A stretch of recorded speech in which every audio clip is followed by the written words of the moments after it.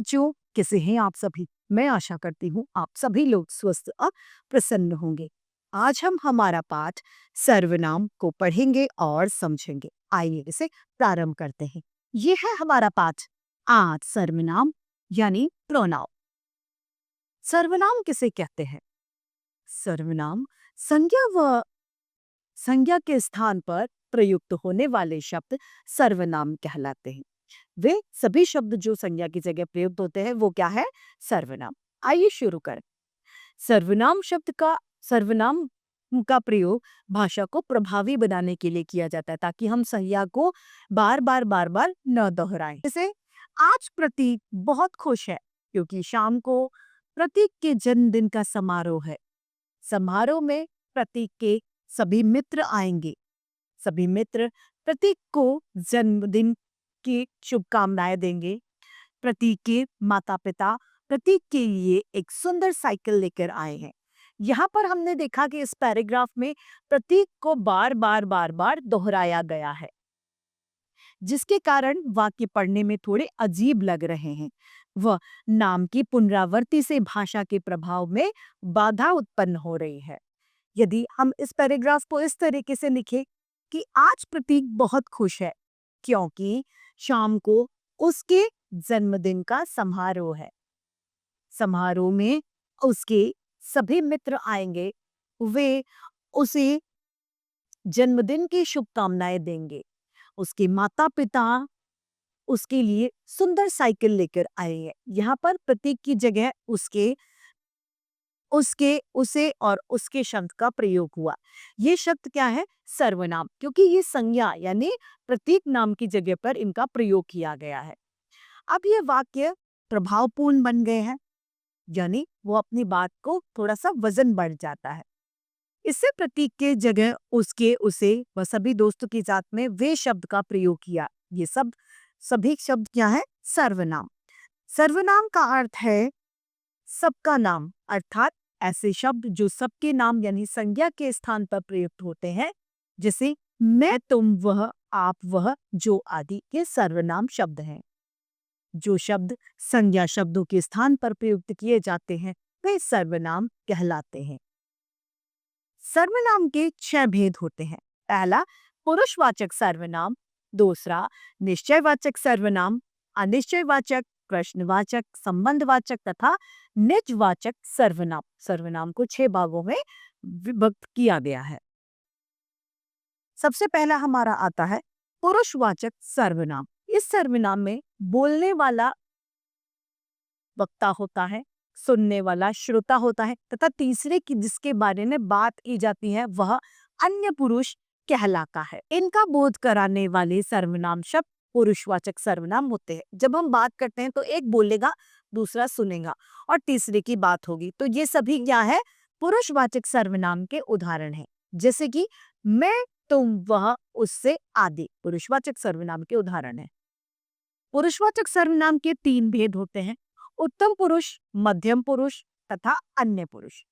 उत्तम पुरुष वह होता है मैं, यानी कि जो बोलता है। उत्तम पुरुष बोलने वाला। मध्यम पुरुष है सामने वाला बंदा, यानी तुम या तुम्हारा, वो मध्यम पुरुष है। अन्य पुरुष है वह, यानी जिसके बारे में बात हो रही है वह है अन्य पुरुष। दूसरा है हमारा निश्चयवाचक सर्वनाम। ऐसे सर्वनाम शब्द जिसमें निश्चितता का बोध होता है वो निश्चयवाचक सर्वनाम कहलाते हैं। जैसे यह, वह, यही आदि। जैसे कि यह पेन है, यानी ये निश्चित है कि ये पेन ही है। ये सभी क्या है? निश्चितता का बोध कराते हैं, अतः निश्चयवाचक सर्वनाम कहलाते हैं। उदाहरण के लिए यह मेरी गुड़िया है, यानी निश्चित है कि ये मेरी ही गुड़िया है।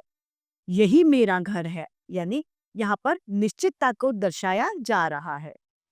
इन वाक्यों में यह और यही निश्चितता के उदाहरण है, यानी ये निश्चितवाचक सर्वनाम के उदाहरण है।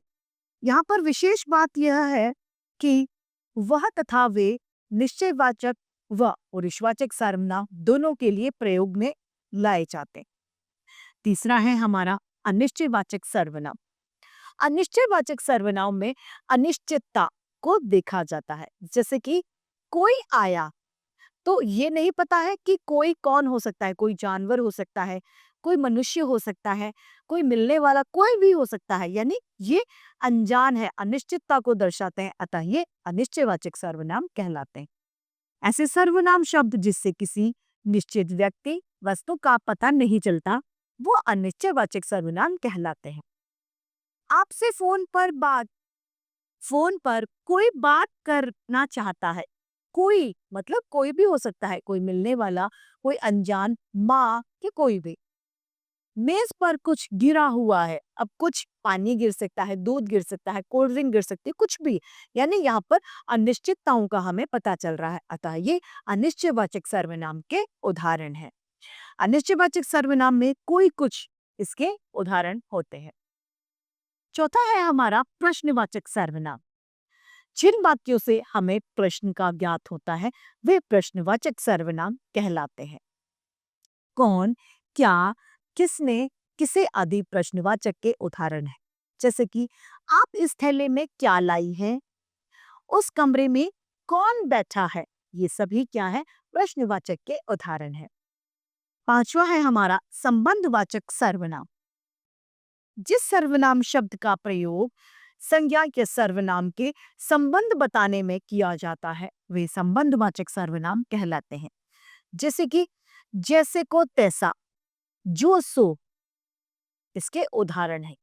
जो मेहनत करेगा सो फल पाएगा, यानी यहाँ पर क्रिया एक दूसरे पर निर्भर करती है। यदि आप पहले कर्म करोगे तो आपको उसका फल मिलेगा, तो जो करेगा सो पाएगा।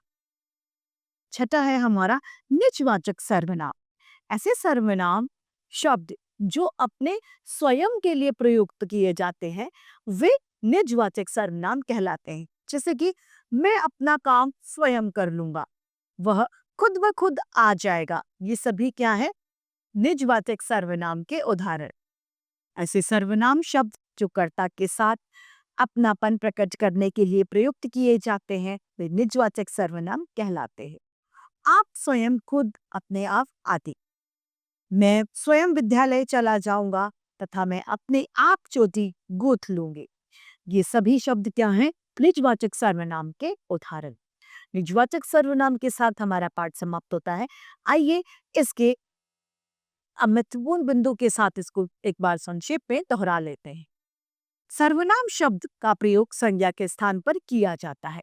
सर्वनाम के 6 भेद होते हैं: पुरुषवाचक, निश्चयवाचक, अनिश्चयवाचक, प्रश्नवाचक, संबंधवाचक तथा निजवाचक सर्वनाम।